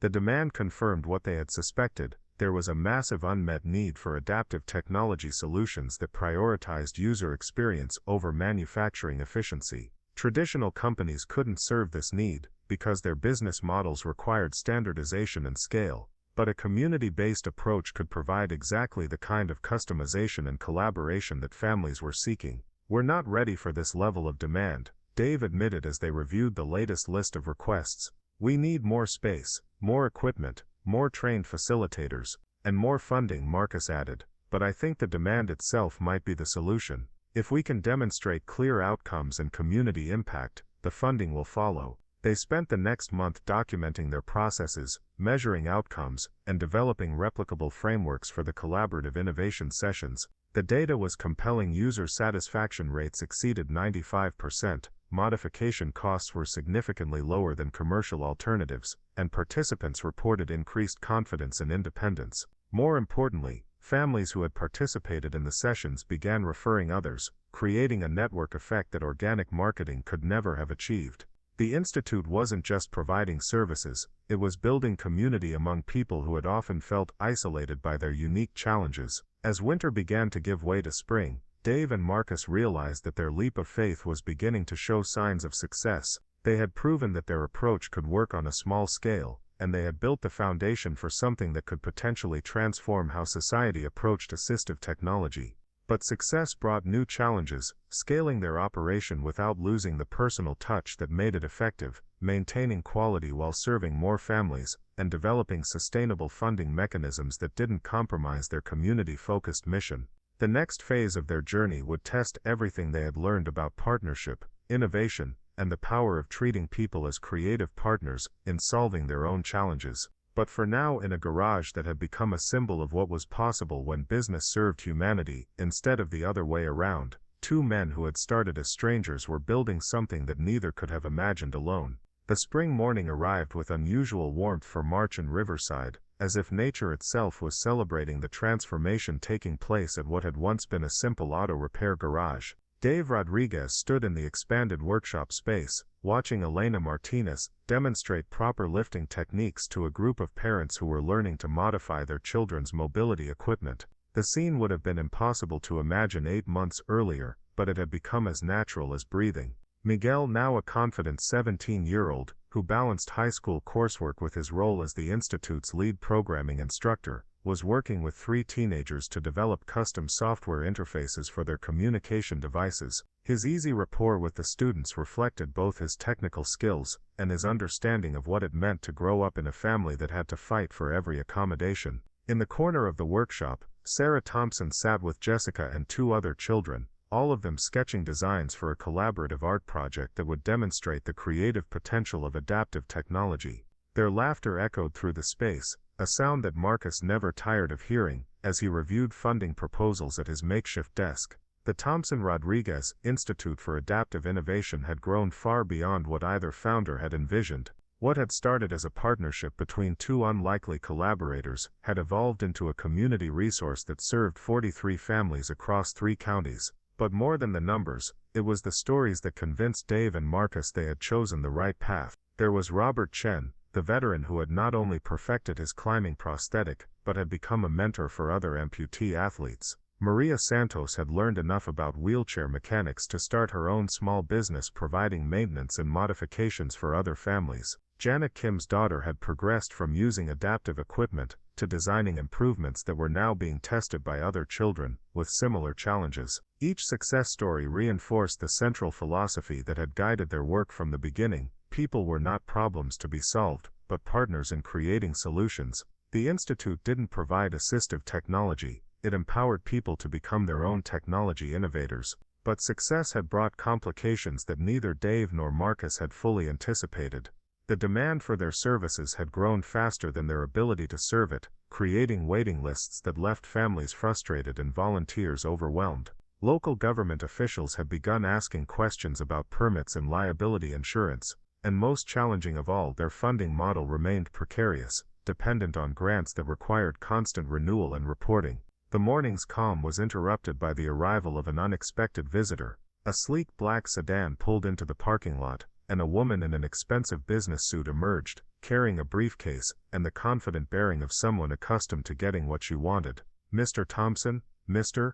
Rodriguez?" she called out as she approached the workshop entrance. "I'm Catherine Walsh from Meridian Medical Technologies. I'd like to discuss a business proposition with you." Dave and Marcus exchanged glances, both recognizing the name. Meridian was one of the largest medical device manufacturers in the country, a corporation that dominated the assistive technology market through acquisition of smaller companies and aggressive patent enforcement. "Miss Walsh," Marcus said politely, "we weren't expecting anyone from Meridian. What can we do for you?" Catherine smiled with practiced charm. "I've been following your work here with great interest. What you've accomplished is impressive, but I think we can help you accomplish much more. Meridian is prepared to offer you a partnership that would give you the resources to expand nationally within 2 years. She opened her briefcase and pulled out a thick folder. "We're proposing to license your collaborative innovation model, provide funding for 25 institute locations across the country, and handle all the regulatory and legal complexities that are currently limiting your growth." Dave felt his stomach tighten as he recognized the familiar pattern. A large corporation had noticed something innovative happening in a small community and wanted to scale it up, control it, and profit from it. He had seen it happen to other community initiatives, watched as genuine grassroots innovation was transformed into corporate marketing campaigns. "That's certainly generous," Marcus said carefully. "What would Meridian expect in return?" "Standard licensing fees, of course. 5% of gross revenue from all institute locations, and we'd need some modifications to your model to ensure scalability and quality control. Standardized curricula, certified instructors, approved modification procedures. Nothing that would compromise your mission, just the kind of structure that allows for sustainable growth." Elena, who had been listening from across the workshop, approached their conversation with concern evident on her face. "Miss Walsh, when you say standardized curricula, Are you talking about predetermined solutions to assistive technology challenges? Evidence-based best practices, Catherine corrected smoothly. Modifications that have been tested and approved for safety and effectiveness. We can't have individual locations developing untested solutions that could pose liability risks. Dave felt the fundamental contradiction immediately. The Institute's success was based on customization, on treating each person's needs as unique and worthy of individual attention. Standardizing their approach would eliminate exactly what made it effective. Miss Walsh, Dave said quietly, I appreciate Meridian's interest, but I think there's a basic misunderstanding about what we do here. We don't develop predetermined solutions, we teach people to develop their own solutions, which is admirable on a small scale, Catherine replied, but not sustainable for national expansion. You can't possibly provide individual attention to thousands of families. At some point you need systematic approaches that can be replicated efficiently. Marcus could see where this conversation was heading, and he realized that this moment represented a fundamental test of everything they had built. The easy path would be to accept Meridian's offer, scale up rapidly, and trust that corporate efficiency wouldn't compromise their community values. The harder path would be to reject the offer and find a way to grow organically while maintaining their commitment to personalized service. Can we have some time to consider your proposal? Marcus asked. Of course, but I should mention that Meridian is also exploring other options in this space. If you're not interested in partnering with us, we're prepared to develop our own community innovation centers. We've already identified several locations where we could establish competing facilities. The threat was politely delivered but unmistakable. Accept our terms, or we'll put you out of business. Dave had heard similar ultimatums before, in other contexts, and he recognized the corporate strategy of forced partnerships disguised as generous offers. After Catherine left, Dave, Marcus, and Elena sat in the workshop, surrounded by the evidence of what they had built together. Half-finished projects covered the workbenches, testimonial letters from families decorated the walls, and the lingering scent of creativity and collaboration filled the air. They could do it, Marcus said finally. Meridian has the resources to establish competing centers in every city where we're considering expansion. They could hire away our volunteers, outspend us on marketing, and force us into irrelevance. Let them try, Dave replied with quiet determination. Marcus, what do you think would happen if Meridian opened a competing facility here in Riverside? Do you Think Maria Santos would take her son Carlos there for wheelchair modifications? Marcus considered this. No, probably not. She's developed relationships here, trust in our approach. Exactly. And that's what Meridian doesn't understand. They think technology is about products and services, but what we're offering is relationships and empowerment. You can't replicate that. The summer sun streamed through the windows of what had once been Rodriguez Auto Repair, casting warm light across a space that bore little resemblance to the struggling garage. Marcus Thompson had first visited 18 months earlier. The transformation was remarkable not just in its physical scope, but in the energy that filled every corner of the expanded facility. Where grease-stained concrete had once absorbed the quiet desperation of financial uncertainty, polished floors now reflected the excited voices of families working together to solve problems that had seemed insurmountable just months before. Dave Rodriguez stood near the entrance, watching as 12-year-old Sarah Thompson guided a new family through the workshop spaces, her confidence and expertise evident in every gesture. Sarah had grown into her role as peer mentor naturally, her own experience with adaptive technology, making her uniquely qualified to help other children understand that their mobility challenges were simply engineering problems waiting for creative solutions. This is where we do the initial assessment, Sarah explained to 8-year-old Tommy Chen, whose wheelchair had been giving his family trouble for months. We'll figure out exactly what's not working, then design a fix that's specifically for you. Not like those generic repairs you get from the medical supply companies. Tommy's eyes widened with interest as Sarah demonstrated the custom modifications that had been made to her own chair over the past year. The motor controller that Dave had first repaired had evolved into a sophisticated system that responded to Sarah's needs with precision that commercial alternatives couldn't match. But more than the technology itself, it was Sarah's ownership of her equipment that impressed visitors. She understood every component, could explain how each modification worked, and had participated in designing improvements that reflected her specific requirements. Marcus watched this interaction from his office, a converted storage room that served as the administrative hub for what had become the most innovative assistive technology program on the West Coast. The walls were covered with thank you letters from families, technical drawings of successful modifications, and photographs from the graduation ceremonies where participants received certificates acknowledging their completion of the Institute's training programs. The program had evolved far beyond what either Dave or Marcus had originally envisioned.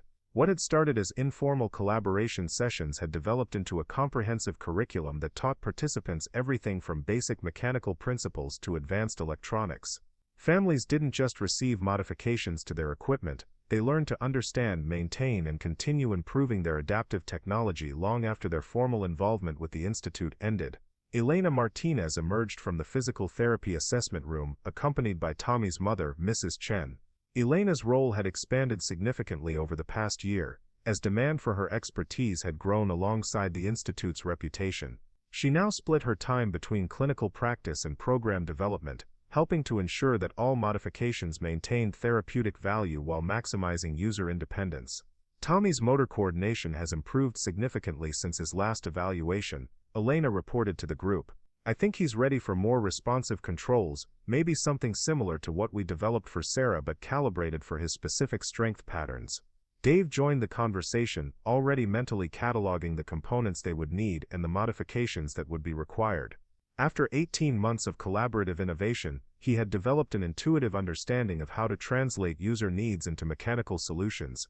But more importantly, he had learned to involve families in every aspect of the design process, ensuring that they understood and could maintain whatever modifications were created. Tommy, Dave said, kneeling down to the boy's eye level, "Want to help us design your new control system? We'll need someone who understands exactly how your hands work best." The next 3 hours demonstrated why the Institute had become so successful at creating lasting solutions. Tommy wasn't treated as a patient receiving predetermined treatment, but as an engineering consultant whose expertise about his own body was essential to developing effective modifications. He tested different button configurations, evaluated response timing options, and provided feedback that guided every design decision. Miguel Rodriguez, now 18 and preparing for his freshman year at Stanford on a full engineering scholarship, worked alongside Tommy with the patience and skill that had made him one of the Institute's most effective instructors. The scholarship had come not just from his academic achievements but from the portfolio of real-world engineering projects he had completed through his work at the Institute. The acceleration curve needs to be smoother, Tommy observed as he tested the prototype controller. It jumps too fast from slow to medium speed. Miguel nodded, making notes on his tablet. Good catch, we can adjust the software calibration to create a more gradual transition. Want to see how the programming works? As Tommy learned about the relationship between software commands and mechanical responses, his mother Mrs. Chen spoke quietly with Marcus about the broader impact of the Institute's approach. 3 months ago, Tommy was frustrated and angry about his limitations, she said. Now he talks about becoming a design engineer who specializes in adaptive technology. The change isn't just in his equipment, it's in how he sees himself. This transformation was repeated in family after family that participated in the Institute's programs. Children who had felt defined by their limitations discovered they were actually problem solvers with unique perspectives. Parents who had felt helpless learned to become advocates and innovators. Siblings who had watched their families struggle with inadequate equipment became passionate about engineering solutions that worked better than anything commercially available. The Institute's success had not gone unnoticed by the broader disability community. Requests for consultation came from families across the country, leading to the development of remote support programs and traveling workshops that brought the Institute's approach to communities that couldn't establish their own facilities. Dave and Marcus had also begun training other professionals to replicate their model, creating a network of community-based innovation centers that maintained the core principles while adapting to local needs. But perhaps the most significant validation had come from an unexpected source. 6 months after Catherine Walsh's visit from Meridian Medical Technologies, the company had quietly shelved their plans for competing community centers. Internal research had revealed what Dave and Marcus had known instinctively: the Institute's success depended on authentic relationships and community trust that couldn't be manufactured through corporate expansion strategies. Instead of trying to compete, Meridian had approached the Institute about a different kind of partnership. Rather than licensing their model, the company wanted to license specific innovations that had emerged from the collaborative design process.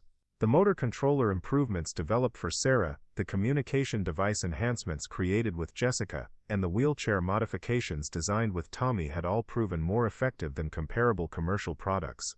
"We're not interested in controlling your methods," Catherine Walsh had explained during her return visit. "We're interested in learning from your outcomes. If we can incorporate user-driven design principles into our development process, we might be able to create products that actually serve people's needs instead of forcing people to adapt to predetermined specifications." The licensing agreements that resulted had provided the Institute with sustainable funding while maintaining complete independence for their community programs. More importantly, the partnership had begun to influence how Meridian approached product development, gradually shifting their corporate culture toward greater user involvement and customization capabilities. As the afternoon wore on and Tommy's family completed their initial consultation, Dave found himself reflecting on the journey that had brought them to this point. 18 months earlier, he had been a struggling auto mechanic whose greatest achievement was keeping his small business barely profitable. Today he was recognized as a pioneer in community-based assistive technology innovation, invited to speak at conferences and consulted by major corporations, seeking to understand how authentic user engagement could drive better design outcomes. But the recognition and professional success, while gratifying, was not what motivated him to continue this work. What mattered was the moment when Tommy's face lit up as he successfully operated his newly modified controller, or the pride in Mrs. Chen's voice as she described her son's growing confidence. What mattered was the network of families who had become not just users of adaptive technology but creators and advocates for better solutions. Marcus joined Dave in the main workshop area as the day's activities wound down. The space was quiet now, but evidence of the day's collaboration was everywhere: half-completed projects on the workbenches, sketches of new ideas posted on the walls, and the satisfied exhaustion that came from meaningful work. "Sometimes I can't believe this is real," Marcus said, looking around at what they had built together. 18 months ago I was optimizing profit margins for products I didn't care about. Now I'm helping families solve problems that actually matter." Dave smiled, remembering his own transformation from someone who fixed other people's mistakes to someone who helped prevent those mistakes from happening in the first place. "Do you ever regret leaving Thompson Industries?" "Never," Marcus replied without hesitation. "I make less money, work longer hours, and face more uncertainty than I ever did as a CEO. But I wake up every morning excited about what we might accomplish that day. I haven't felt that way about work since I was a kid in my father's machine shop." Sarah appeared beside them, having finished her mentoring session with Tommy. At 11 years old she had developed a level of expertise and confidence that impressed visiting professionals and family members alike. But more than her technical knowledge, it was her understanding of what it meant to live with adaptive technology that made her such an effective advocate for better solutions. "Dad, Tommy's mom wants to know if we offer parent training classes," Sarah said. "She wants to learn how to do basic maintenance on his equipment so they're not dependent on commercial repair services." Marcus and Dave exchanged glances, recognizing another opportunity to expand their impact. Parent education had emerged organically from their family-centered approach, but they hadn't formalized it into structured programming. "What do you think, Sarah?" Dave asked. "Should we develop a maintenance curriculum for parents?" Sarah considered this seriously. "Definitely. But not just maintenance, design principles too. Parents should understand how their kids' equipment works so they can suggest improvements and modifications. They should be partners in the innovation process, not just customers for predetermined solutions." The wisdom in Sarah's observation reflected the broader philosophy that had guided the Institute's development from the beginning. True innovation in assistive technology required treating users and their families as creative partners rather than passive recipients. It required understanding that the people who lived with these challenges every day often had better insights into effective solutions than engineers working in corporate laboratories. As evening approached and the last families departed, the core team gathered for their weekly planning meeting. Elena, Miguel, Dave, Marcus and Sarah sat around the conference table they had built themselves from reclaimed wood, reviewing the week's successes and planning for the challenges ahead. "We have 12 new families on the waiting list," Elena reported, "and 3 requests for traveling workshops from communities in other states. We're reaching the point where demand is consistently exceeding our capacity." Miguel looked up from his laptop where he had been reviewing program data. "The good news is that our follow-up surveys show 96% satisfaction rates and measurable improvements in independence and quality of life for participants. The model is definitely working." Dave nodded, but his expression was thoughtful. The question is how we maintain quality while serving more people. We could hire more staff, expand our facility, or establish satellite locations, but each option comes with risks to the personal relationships that make this approach effective. Marcus had been wrestling with this challenge for months. Business instincts suggested pursuing rapid expansion to meet demand, but everything they had learned about community-based innovation argued for careful, sustainable growth that preserved the authentic relationships at the heart of their success. What if we focused on training other communities to establish their own institutes? Sarah suggested. Instead of expanding our services directly, we could teach other people to replicate our approach in their own cities. The idea had merit, and it aligned with their original vision of distributed innovation. Rather than building a single large organization, they could create a network of independent institutes that shared common principles while adapting to local needs and communities.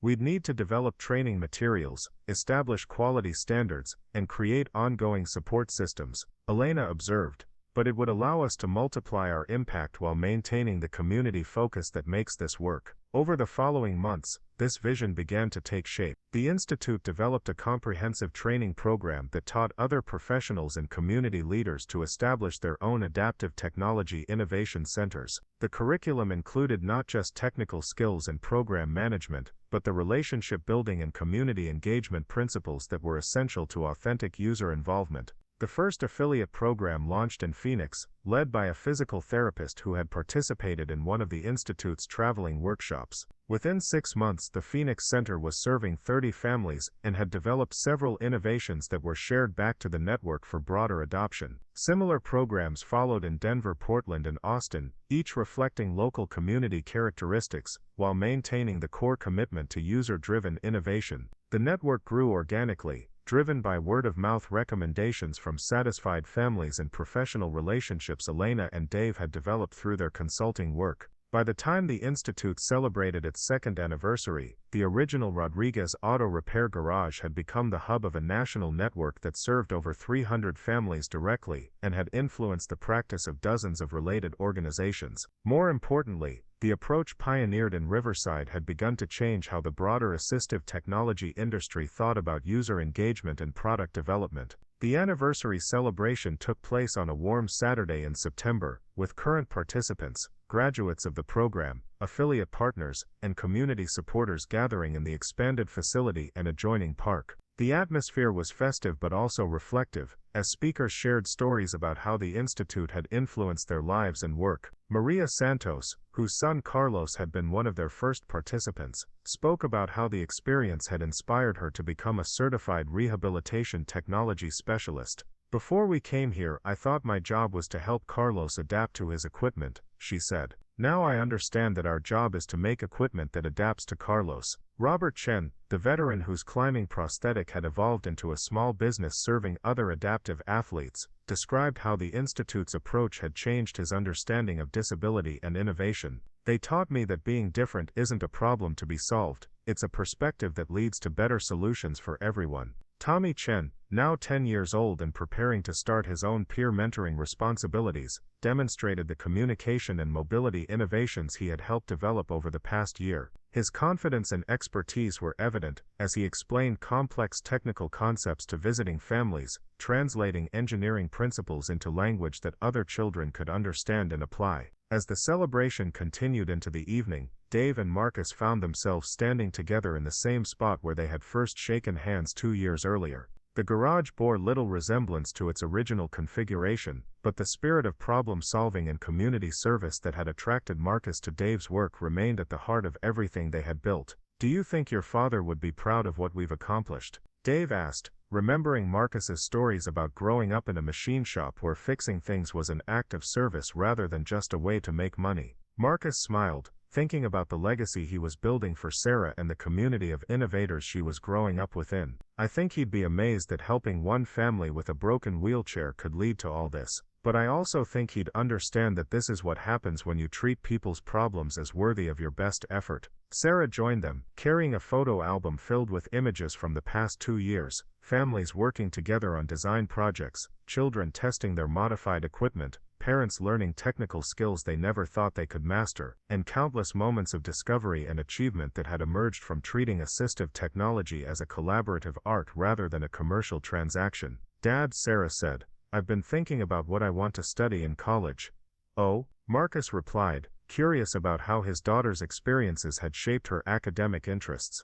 "I want to study biomedical engineering, but I also want to learn about community organizing and social entrepreneurship. I think the technical skills are important, but what really matters is knowing how to help people work together to solve their own problems." Dave felt a deep satisfaction hearing Sarah articulate the philosophy that had guided their work from the beginning. The Institute's greatest success wasn't in the devices they had modified or the problems they had solved, but in the understanding they had fostered that innovation worked best when it emerged from authentic partnership between technical expertise and lived experience. As the anniversary celebration wound down and families began heading home, the core team gathered one last time in the workshop that had become the birthplace of a movement. The space was quiet now, but it hummed with the potential energy of projects in development, relationships being built, and lives being transformed through the simple recognition that everyone had something valuable to contribute to solving the challenges they faced. Miguel, who would be leaving for Stanford in a few days,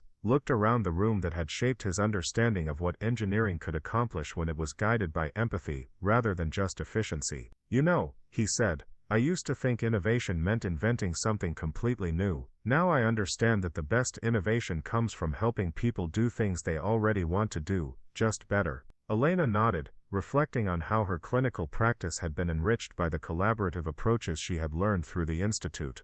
"The families we work with aren't cases to be managed or problems to be solved. They're partners in developing solutions that work for real people in real situations." As they turned off the lights and prepared to lock up the facility, Dave paused for a moment to appreciate the quiet satisfaction that came from work that mattered. Tomorrow would bring new challenges, new families seeking solutions, and new opportunities to demonstrate that technology could serve humanity's highest aspirations when it was developed with genuine respect for human dignity and potential. The Institute had grown far beyond what any of them had imagined possible, but at its heart remained the simple truth that had brought Dave and Marcus together. Sometimes the most important transformations begin with one person choosing to help another, not because it's profitable or strategic, but because it's the right thing to do. The legacy they were building would continue long after their direct involvement ended, carried forward by the families they had empowered, the professionals they had trained, and the community of innovators who had learned that the most meaningful solutions emerge when technical expertise meets genuine human partnership. In a world often dominated by efficiency and profit margins, they had proven that there was still room for approaches that prioritized relationship and service, and that such approaches could succeed not despite their values but because of them. As Marcus drove home that evening, he thought about the board meeting he had left 18 months earlier and the colleagues who had predicted his vision would fail. They hadn't been wrong about the challenges or the risks, but they had fundamentally misunderstood what success looked like when the goal was serving people rather than maximizing returns. True success, he had learned, was measured not in quarterly earnings but in the confidence of a child who understood her equipment, the pride of a parent who had learned to modify and maintain adaptive technology, and the knowledge that families across the country were benefiting from innovations that had emerged from genuine collaboration and mutual respect. The Thompson Rodriguez Institute for Adaptive Innovation had become more than either founder had envisioned, but it had also remained true to the values that had inspired its creation. In a garage where two strangers had first chosen to trust each other,